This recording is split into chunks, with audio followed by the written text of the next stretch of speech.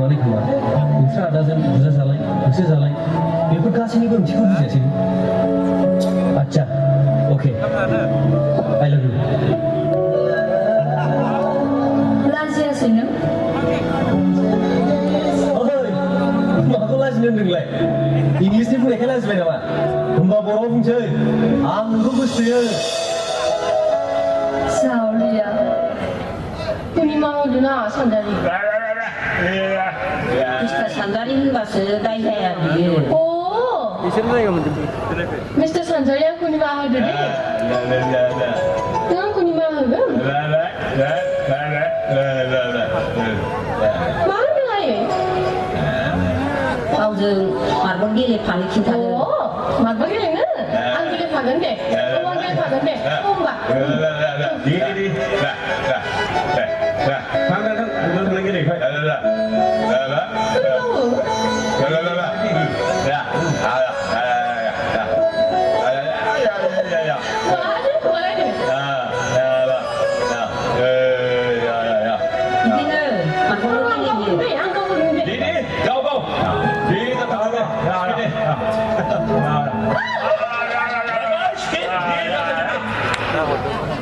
दिल्ली वाला हूँ दिल है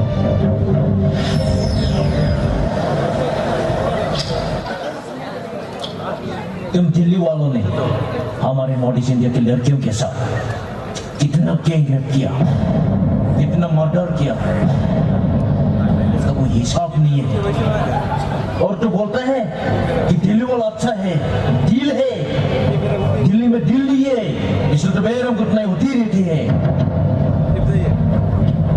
Delhi is the capital of gang, capital of murder, capital of worst people. Unfortunately, Delhi is the capital of India. 2017이 Best Borough Feature film만 자이와이 Mr. 산자리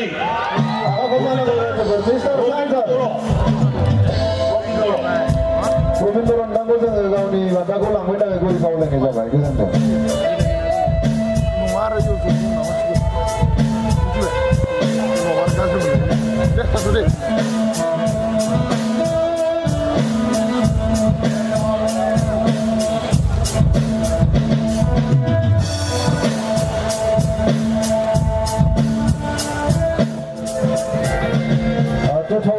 Best film Menimu Kongo Poluta Kayan Sarmonjil Ko Kaulai Hai Adun Jango Jango Sangsin Pida Kai Guri Kaulai Wangai Zawai Đơn không yêu này cũng bây giờ hắn ra đến đâu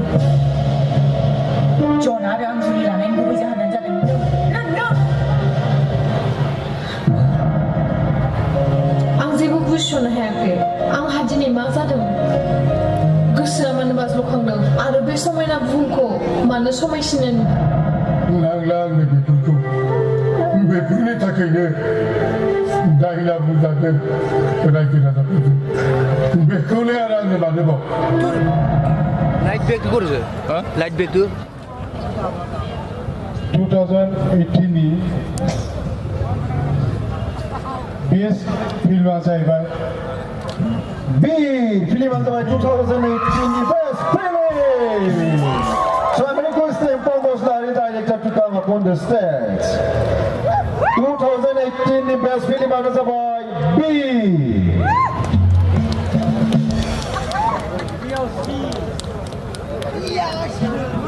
Pongos Lari ada tim kau kasih kau selalu sangat fina birni. Asal hasil mereka kasih kau fina kau fina birni. Ewan kau lang fina kan kau lewat jabat. Sarmonjil, dia jabat Pongos Lari. Best film of the year 2018.